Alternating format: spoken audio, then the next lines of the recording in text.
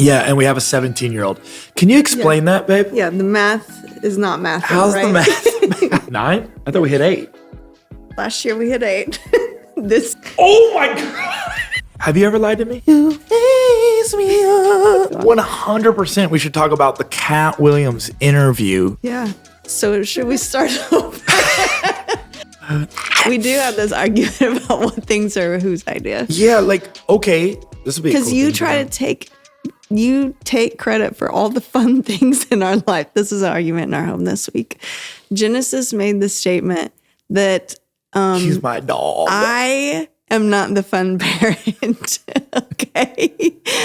And I understand I am not the more fun parent than you, but I am a fun parent. Well, there's dumb studies out there now that are like, oh, the dad is the fun parent. And now it kind of almost lessens it. And I'm like, oh.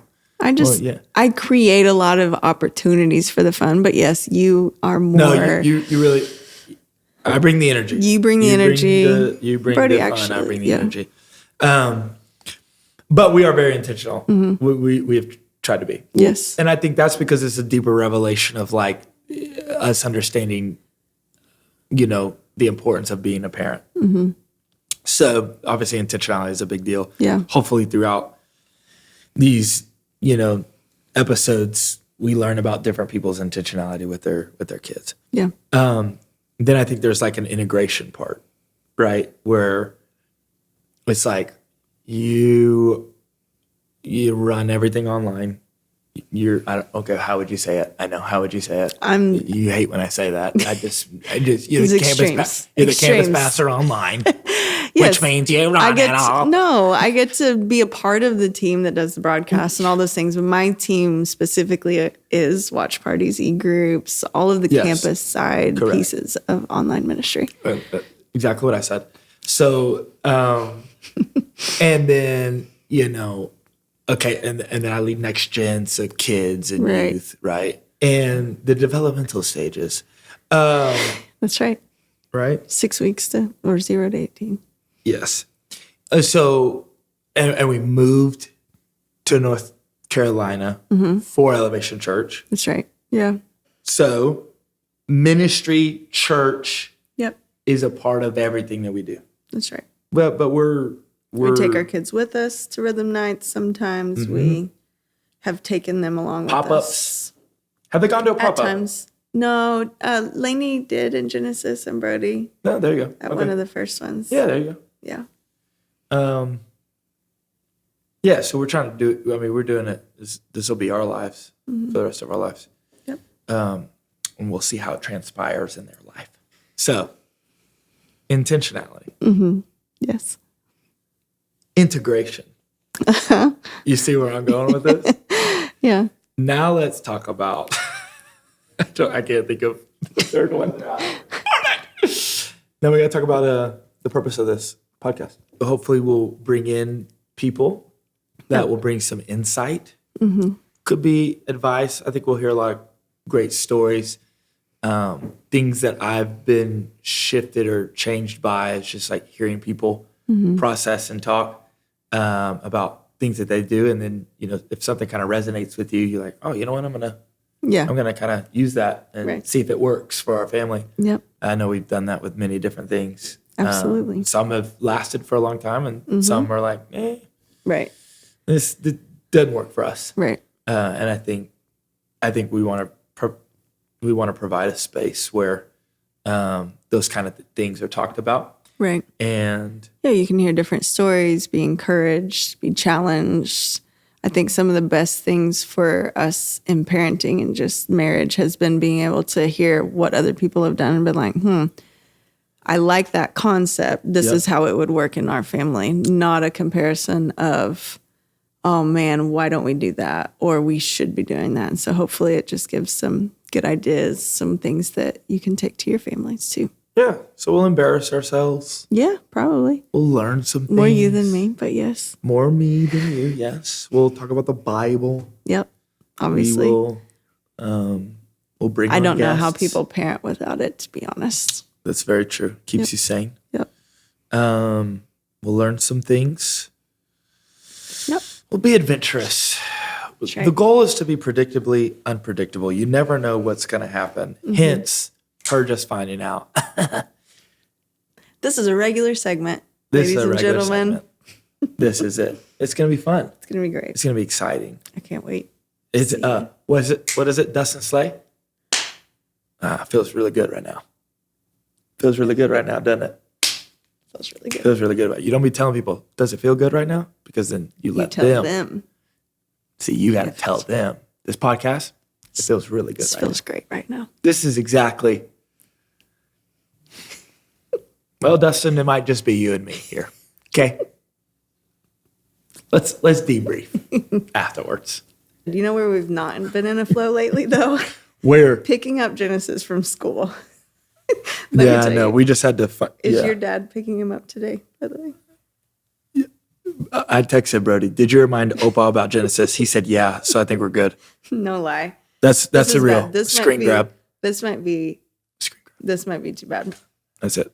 We just got back into this year. It's like a new flow with like, school pickups and after school care and all that kind of stuff. It's too much to say this probably, but there has been at least 3 times this year so far that this year, it's January, that the school has called me like, are you coming to pick up your kid today? No, yeah. And So they've if you realized, just want to feel better about your parenting, that's where we're at. well, yeah, they realized not to call me anymore. They So actually they call literally Brody. don't call me, they call Brody. So the way our kids, Brody is our 17-year-old. Well, before we get into that, I need everyone to understand that this is not where we're giving advice as No. experts. Clearly. This is more of a therapy session for Clearly. me and her to just talk about, and maybe we'll get some advice. And maybe You we'll have learn said some that stuff. before where you feel like that podcast is like on-air therapy. It is sometimes. on-air therapy. Yeah. It really is. That's what it is. That's why, like when we first hired JT, crazy. Yeah. Now, I mean, it's like he came from God or something. It's like he's healing because Okay. he's just because he's been through so much therapy on the podcast. he's. I thought you It's meant a because healing he's process. I thought you meant because he's so easy to open up to. He is. And like a therapist. He is. Okay. Well, Brody is our 17-year-old. Okay, yeah, Brody.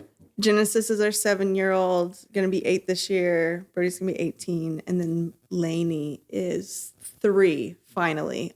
I don't know if He anyone feels else, like he's 6. Yeah, I don't know if anyone else feels this way, but he was 2 for about 5 years. Yes. Like, he was 2 forever. And then we have Milan, which is our first and only girl. Yep. She's Our baby girl, she's 1. 1. Yep. Okay, well, we're going on 9 years of marriage this year. Yep. In July? Yeah. 9? I thought we hit 8. Last year we hit 8. This year It's a great place to we're start. hitting 9. Yeah. 9. And And we have a 17-year-old. Can you explain that, babe? yeah, the math is not math. How's the math? We have a blended family. So you became a parent instantly within our marriage. Yes, correct. Husband and father all on the same day. Right. So like when you found out obviously that I had a child pretty early on. Okay. And that had to have been probably a process for you in your mind to think through that, because maybe that hadn't been a part of your thought process. And I know that you've shared that before.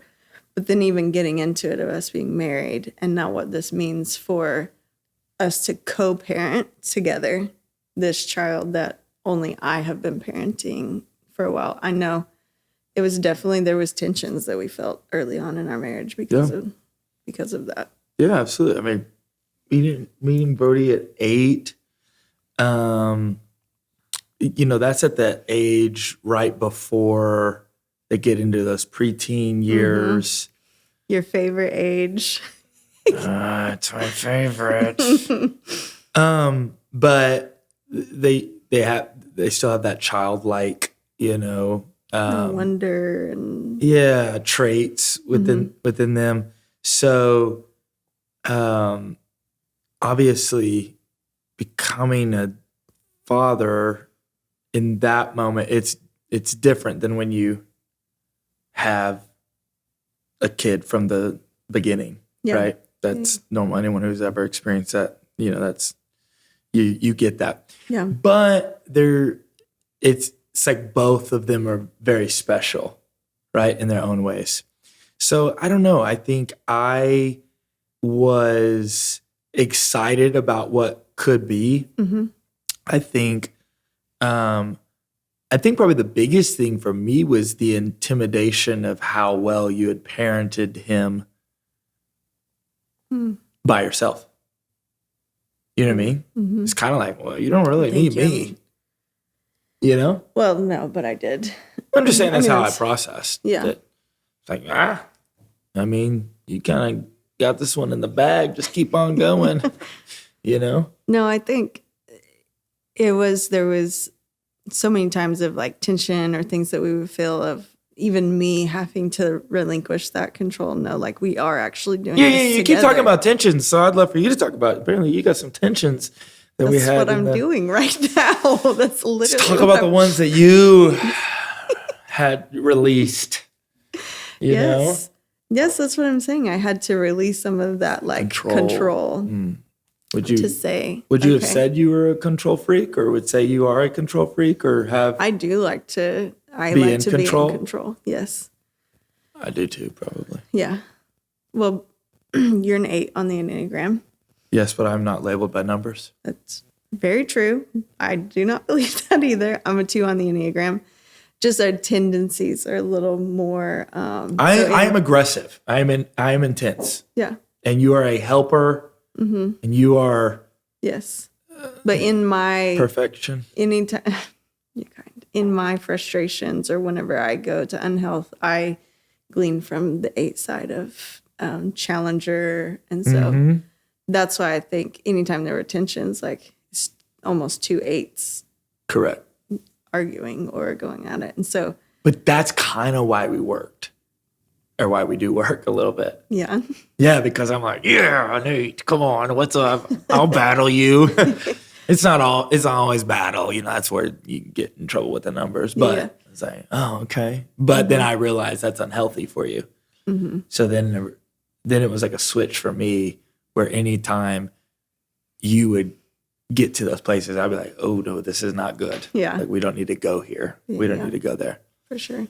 But yeah, I think it was a lot of the communicating and talking out loud and saying stupid stuff. Because again, back to the very beginning, I process a lot differently than you do. For sure. But I process it in extremes. Yes.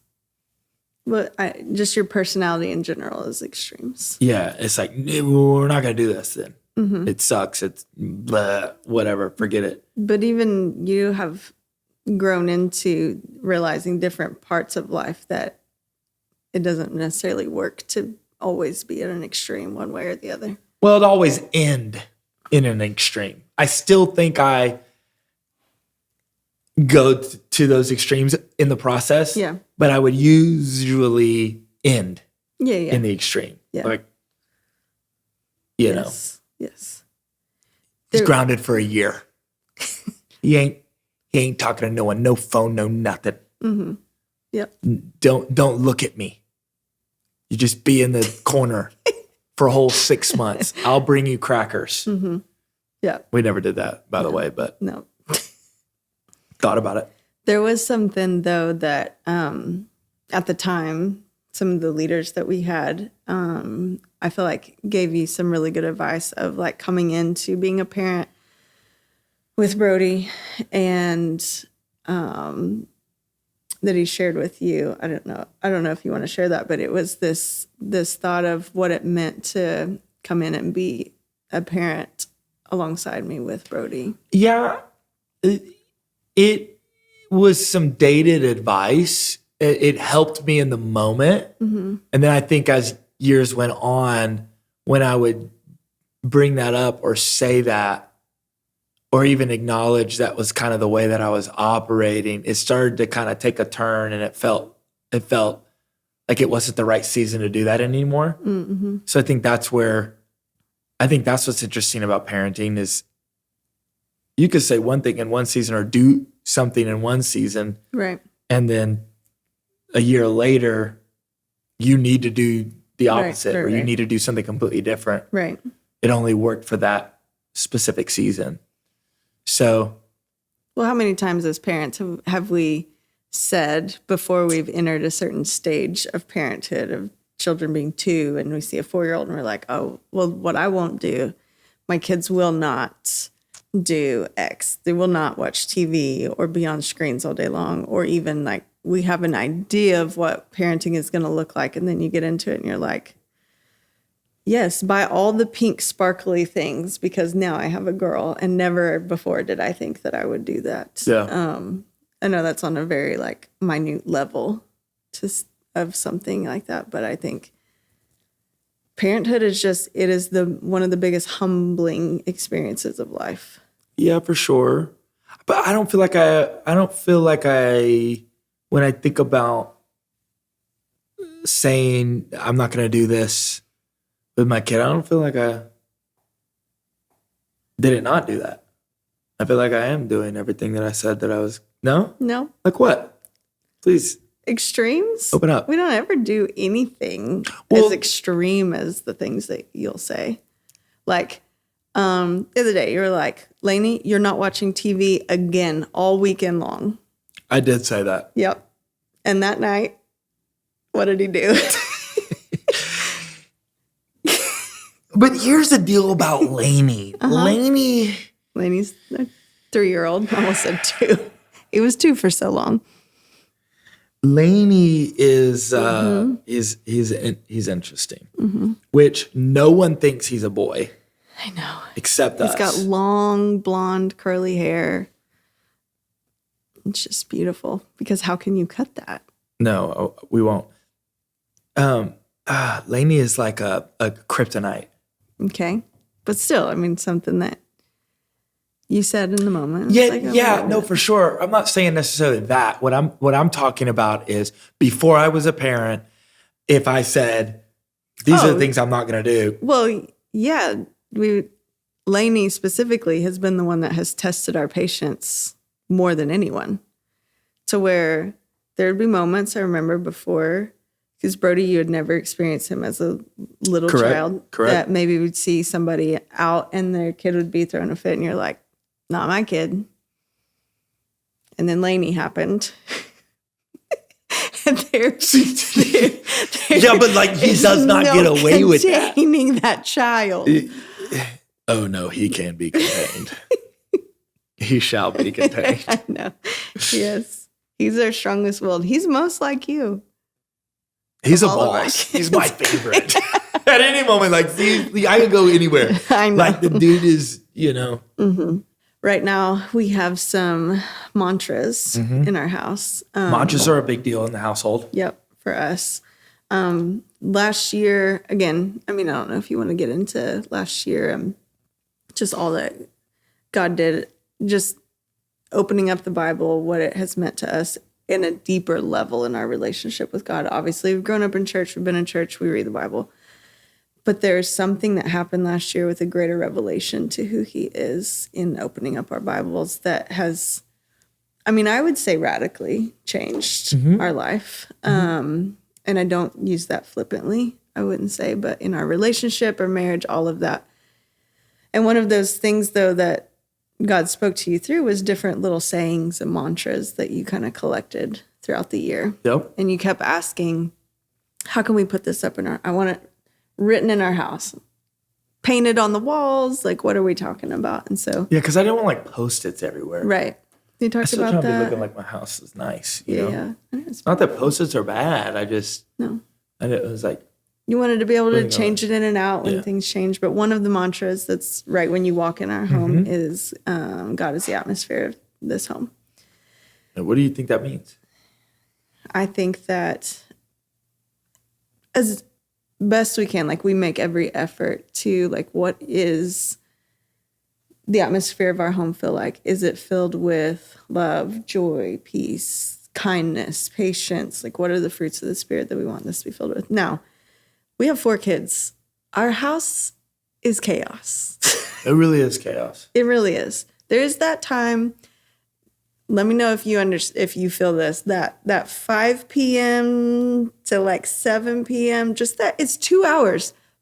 It feels like 7 hours or 5 hours. It's a tough one. It is really, really tough. That If dinner you time. can master that time, you are, Yes. and like you have a job. Yep.